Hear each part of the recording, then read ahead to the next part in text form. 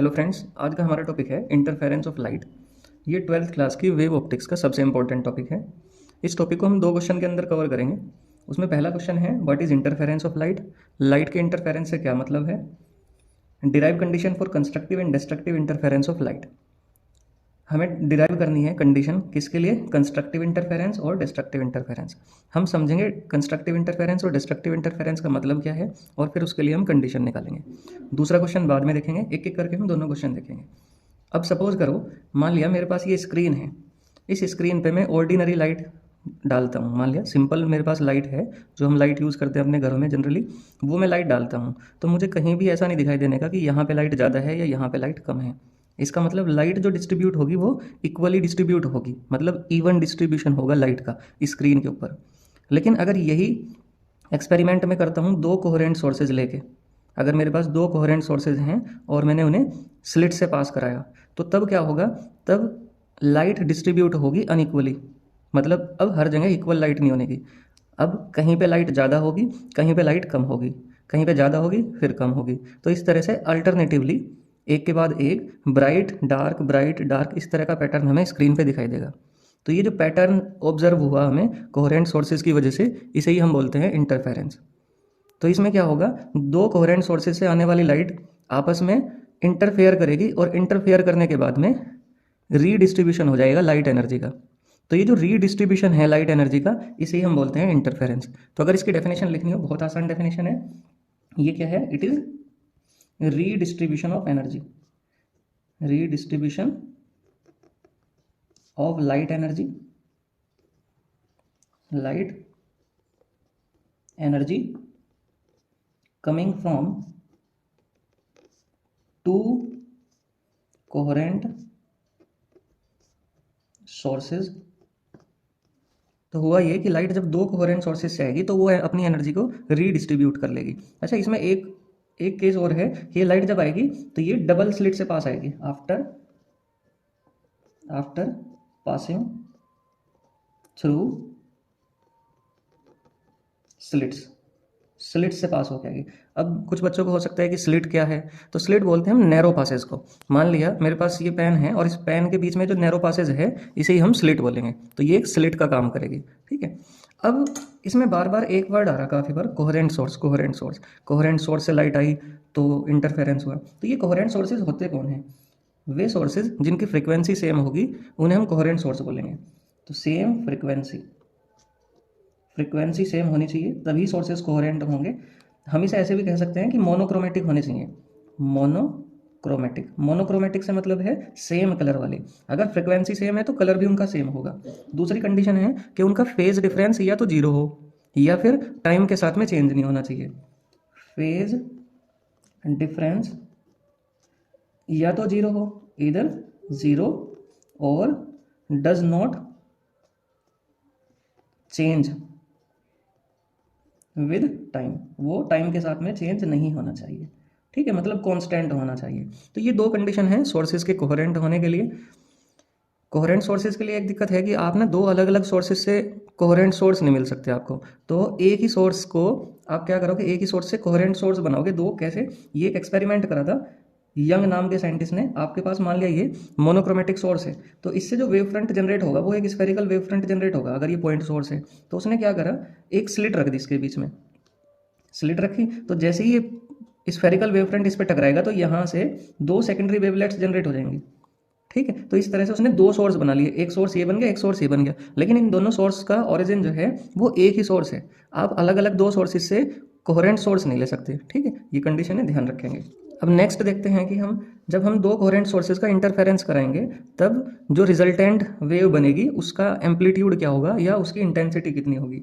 तो मान लिया मेरे पास पहली वेव है, वो इस तरह से रिप्रेजेंट हुई ए साइन ओमेगा टी, और दूसरी वेव है B sine omega T plus phi है यहाँ फेज डिफरेंस, ओमेगा है एंगुलर फ्रिक्वेंसी, टी टाइम है और ए एम्पलीट्यूड है। मान लिया पहली वेव ये है तो इस तरह से रिप्रेजेंट होगी। तो इसका एम्पलीट्यूड हुआ करता है मैक्सिमम डिस्प्लेसमेंट वाली पोजीशन, ये ए है। दूसरी वेव मैंने ये ली, मान लिया ये वेव यहाँ से शुरू हुई क्योंकि इनमें फेज डिफरेंस है, इसका एम्पलीट्यूड होगा बी, ठीक। जब इनका सुपरपोजिशन होगा, when both superpose then resultant amplitude कितना बनेगा, रिजल्टेंट एम्पलीट्यूड वो होगा y is equal to Y one plus Y two. ठीक है, आप इन दोनों की वैल्यू रख देंगे, a sign omega T plus b sign omega T plus five. अब आपको साइन x प्लस वाई का फॉर्मूला लगाना पड़ेगा, तो ये तो एज इट इज़ रहेगा a sign omega T plus यहाँ पे आपको साइन x प्लस वाई का फॉर्मूला लगाना पड़ेगा। x की जगह ओमेगा टी है तो पहले आ जाएगा साइन x मतलब साइन ओमेगा टी, और कोस वाई, वाई की जगह है फाइव, प्लस कोस x आएगा मतलब कोस ओमेगा टी, और साइन y की जगह फाइव आ जाएगा। ठीक है, अब इस b के अंदर मल्टीप्लाई कर देंगे, तो a sign omega T plus b sign omega T और कोस फाइव, प्लस b की मल्टीप्लाई इसमें भी होगी तो b कोस ओमेगा टी और साइन फाइव। अब जिसमें जो कॉमन तुम्हें दिखाई दे रहा हो उसमें से कॉमन ले लो। आपको इन दोनों में साइन ओमेगा टी कॉमन दिखाई दे रहा तो इसमें से साइन ओमेगा टी कॉमन ले लिया, साइन ओमेगा टी, और यहाँ क्या बचा a, और यहाँ क्या बचेगा b कोस फाइव, प्लस यहाँ कॉमन लेने की जरूरत है नहीं, यहाँ एज इट इज रख लेंगे इसे, तो ये आ गया हमारा कोस ओमेगा टी, थोड़ा सा रीअरेंज करके रख लिया मैंने, और b साइन फाइव, इन्हें एक साथ लिखा। ऐसा क्यों लिखा आपको समझ आ जाएगा अभी। देखो ये स्टैंडर्ड इक्वेशन नहीं है इलेक्ट्रोमैग्नेटिक वेव की, स्टैंडर्ड इक्वेशन वो होंगी जिनमें केवल एक साइन या एक कोस आएगा। अब इसमें हो क्या रहा कि यहाँ पे साइन आ रहा और यहाँ पे कोस आ रहा, बीच में प्लस आ रहा, तो अगर मैं केवल एक में से चेंज कर पाऊँ तब ये स्टैंडर्ड इक्वेशन बनेगी। तो उसके लिए हम क्या एज्यूम करेंगे, हम लेट कर लेंगे कि a plus B cos five किसके इक्वल मान लिया हमने, r कोस थीटा के। ठीक है, जिसमें कोस आ रहा उसमें हम कोस रखेंगे, और b साइन फाइव को हम एज्यूम कर लेंगे r साइन थीटा के। इन इक्वेशंस का नाम हम 1 और 2 करके रख लेंगे। जब हम इन्हें यहाँ सब्सटीट्यूट करेंगे तो y इज इक्वल टू बन जाएगा, आप ध्यान से देखेंगे साइन ओमेगा टी, और इसकी जगह हमने रख लिया r cos theta plus cos omega T, और इसकी जगह क्या रखा हमने r साइन थीटा। इनमें से क्या कॉमन आया, r कॉमन आ गया, बचा क्या sign omega T cos theta, कोस ओमेगा टी साइन थीटा, तो ये साइन x प्लस वाई वाला ही फॉर्मूला बन गया, sine x cos y cos x sine y. तो मैं इसे ऐसे लिख सकता हूँ साइन x प्लस वाई मतलब ओमेगा टी प्लस थीटा। तो ये रिजल्टेंट वेव बनी और r उसका एम्पलीट्यूड हो गया, r उसका क्या है, एम्पलीट्यूड है रिजल्टेंट वेव का, r है एम्पलीट्यूड। अब मुझे इस r की वैल्यू निकालनी है कि भाई इस r की वैल्यू कितनी होगी। तो इक्वेशन फर्स्ट और सेकंड को देखो, from equation first and equation second, अगर आप इन दोनों का स्क्वायर कर दोगे a plus B cos five, आप इसका भी स्क्वायर कर दो, प्लस इसका भी स्क्वायर करो b साइन फाइव का होल स्क्वायर, दोनों का स्क्वायर करके जोड़ लो, मतलब पहली इक्वेशन का भी स्क्वायर करो, दूसरी इक्वेशन का भी स्क्वायर करो और उन्हें जोड़ लो। LHS वाली चीज़ें LHS पे जोड़ लो, RHS वाली चीज़ें RHS पे जोड़ लो, तो ये बन गया r कोस थीटा का square plus r sine theta का स्क्वायर। तो जब आप इन्हें जोड़ोगे तो आपके पास आएगा, यहाँ क्या बनेगा, ये बनेगा a square plus B square cos square five plus 2ab cos five, और ये बन जाएगा b square sine square five is equal to, अब देखो आप ये बनेगा R square cos square theta plus R square sine square theta, तो इनमें से आर स्क्वायर कॉमन आ जाएगा और बचेगा कोस square theta plus sign square theta, वो कितना हो जाएगा 1 हो जाएगा। तो उस 1 को मैं लिख नहीं रहा हूँ, सिंपली आर स्क्वायर। ऐसे ही इन दोनों में देखो, इसमें कोस स्क्वायर फाइव है और इसमें साइन स्क्वायर फाइव है, बी स्क्वायर तो कॉमन आ ही जाएगा, तो ये बनेगा ए स्क्वायर प्लस बी स्क्वायर। जब इन दोनों में से बी स्क्वायर कॉमन आएगा तो यहाँ बचेगा कोस स्क्वायर फाइव, यहाँ बचेगा साइन स्क्वायर फाइव, कोस square five plus sign square five 1 हो जाएगा, ठीक है, उसे नहीं लिखने के, और बचा 2ab cos five is equal to r square आ गया।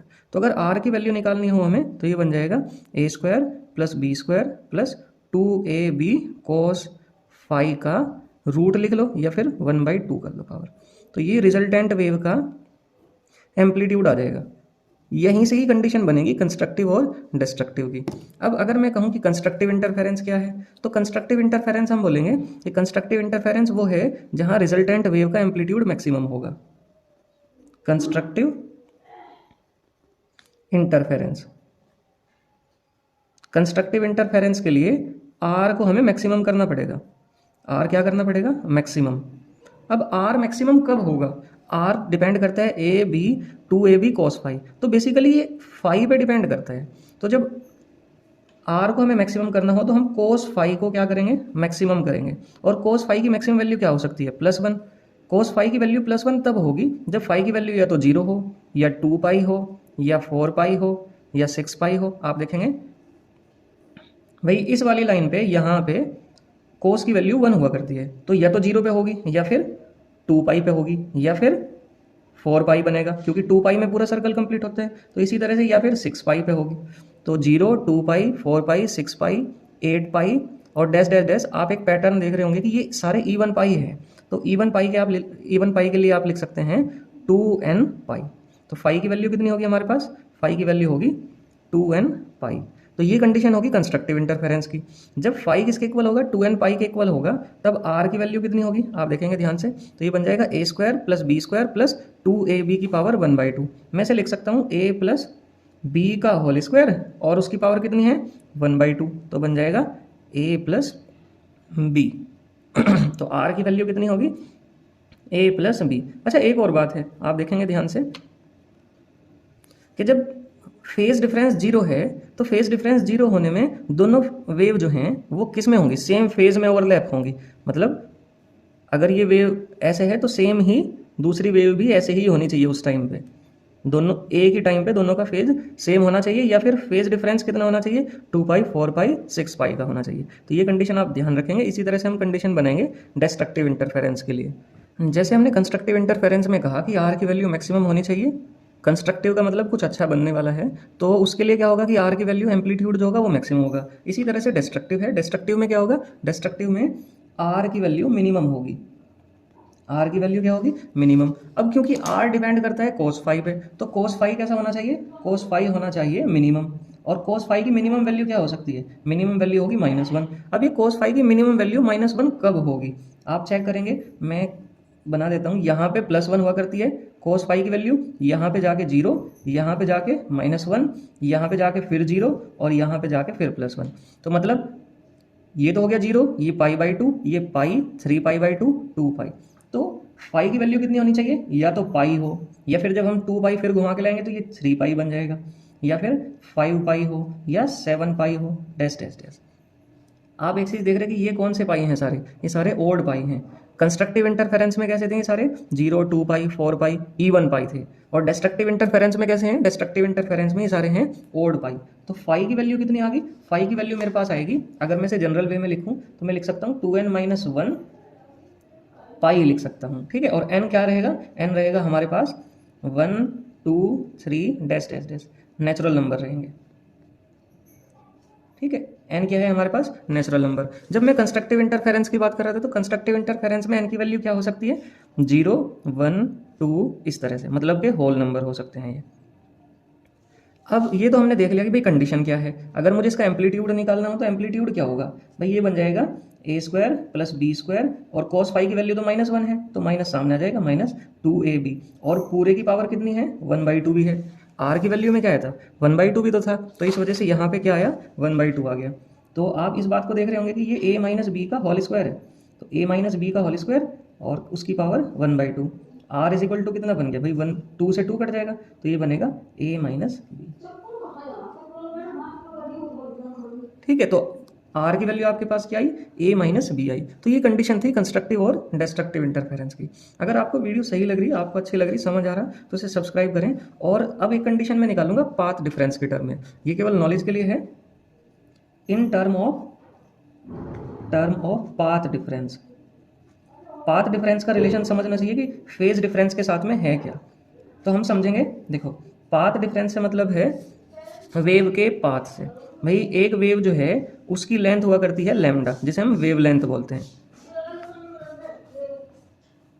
एक वेव की लेंथ को क्या बोलते हैं, वेव लेंथ, जो किसके इक्वल हुआ करती है, लैम्डा के। अगर मैं फेज में बात करूं एंगल में, तो पूरी वेव का जो एंगल हुआ करता है वो हुआ करता है 2 पाई। यहाँ से शुरू होकर यहाँ पे कितना होगा, 2 पाई होगा। इसका मतलब लैम्डा किसके इक्विवेलेंट है, लैम्डा है 2 पाई के इक्विवेलेंट, ठीक। हमने कंस्ट्रक्टिव इंटरफेरेंस में पढ़ा, ये पाथ डिफरेंस की टर्म होगी, ये फेज डिफरेंस की टर्म होगी। कंस्ट्रक्टिव इंटरफेरेंस में हमने क्या पढ़ा, कंस्ट्रक्टिव इंटरफेरेंस में पढ़ा कि जो फेज डिफरेंस है फाई वो कितना होना चाहिए, वो होना चाहिए 2n पाई, कितना, 2n पाई। अगर मैं फेज डिफरेंस की टर्म में बात करूं फेज डिफरेंस को हम डेल्टा एक्स से रिप्रेजेंट करते हैं। तो आप देखो यहाँ पे एन ही तो फालतू आया, लैम्डा उधर है, 2 पाई इधर है, 2 पाई में एन लगाया, इसी तरह से लैम्डा में भी एन लगा दो, तो ये बन गया एन लैम्डा।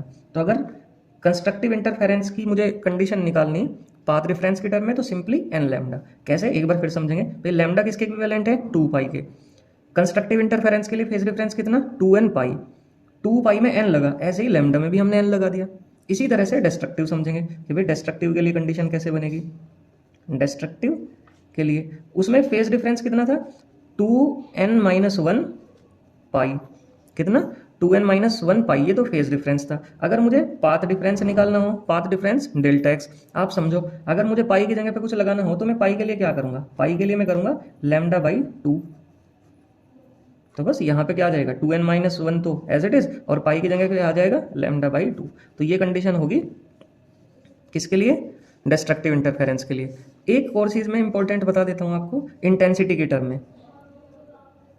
इंटेंसिटी में भी काफ़ी बार ये क्वेश्चन पूछे जाते हैं, तो आप ध्यान रखेंगे कि इंटेंसिटी डायरेक्टली प्रोपोर्शनल हुआ करती है एम्पलीट्यूड के स्क्वायर के। अगर आप इस प्रोपोर्शनलिटी को हटाएंगे तो आपको एक कांस्टेंट लगाना पड़ेगा, तो ये बन गया I = KR²। इसी तरह से मान लिया आपके पास दो सोर्सेज हैं, S1 और S2, मान लिया इन दोनों की जो इंटेंसिटी है, इसकी I1 है, इसकी I2 है, और जो आपको रिजल्टेंट मिली उसका जो इंटेंसिटी है वो आपने I एज्यूम कर ली, तो I = तो KR² हो गया, I1 = हो जाएगा KA², क्योंकि पहले सोर्स का जो एम्पलीट्यूड है वो कितना है, A है, दूसरे सोर्स का एम्पलीट्यूड कितना है, B है, तो वो KB² हो जाएगा। आपने ये तो पढ़ ही लिया कि R² = A² + B² + 2AB cos phi।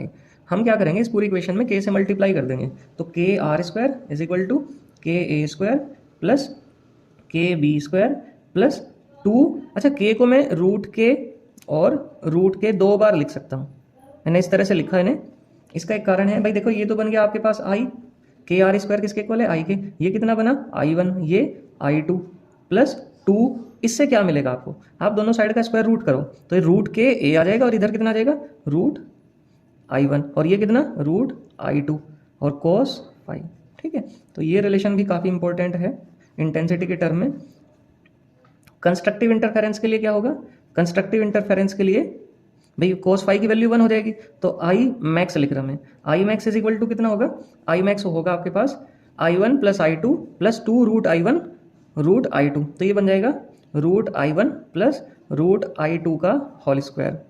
और डिस्ट्रक्टिव इंटरफेरेंस के लिए क्या होगा, डिस्ट्रक्टिव इंटरफेरेंस के लिए होगा I मिनिमम, और I मिनिमम कितना होगा, cos phi की वैल्यू -1 होगी, तो यहाँ बीच में माइनस आएगा, तो ये फिर √I1 - √I2 का होल स्क्वायर बन जाएगा। ठीक है, इस तरह से आप इसे समझ सकते हैं पूरी इंटरफेरेंस पैटर्न को। नेक्स्ट वीडियो जो होगी वो फ्रिंज विड्थ को लेके होगी और पोजीशन ऑफ मैक्सिमा मिनिमा को लेके होगी। अगर आपको समझ आई होगी तो आप कंटिन्यू करना और शेयर करना अपने दोस्तों को भी।